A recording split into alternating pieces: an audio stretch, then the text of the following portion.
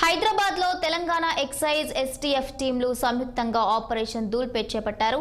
Excise enforcement director Kamal Haasan Reddy ఆదేశాల మేరకు తనిఖీలు చేస్తున్నారు. మత్తు పదార్థాల తయారీ నియంత్రణపై ఫోకస్ పెట్టిన పోలీసులు సోమవారం సాయంత్రం నుంచి సోదాలు నిర్వహిస్తున్నారు. DCP Chandramohan, excise joint commissioner Qureshi పర్యవేక్షణలో ఈ దాడులు కొనసాగుతున్నాయి. తనిఖీల్లో additional SP Bhaskar, assistant commissioner Anil Kumar Reddy, assistant commissioner Venkatareddy, Goshamahal ACP, Dhoolpet incharge excise ES Nandyala Anjireddy, డీఎస్పీలు Tula Srinivasarao, Tirupati Yadav, Mangalhat CI Mahesh, excise police station Dhoolpet CI Madhubabu పాల్గొన్నారు. ఈరోజు ధూల్పేటలో గంజాకు వ్యతిరేకంగా పోలీస్ డీసీపీ గారు వాళ్ళ టీం, అట్లనే ఎక్సైజ్ లో కూడా 6 టీములు, మొత్తం 9 టీమ్స్ 60 మందితో ఇక్కడ జాయింట్ రైడ్ చేయడం జరిగింది.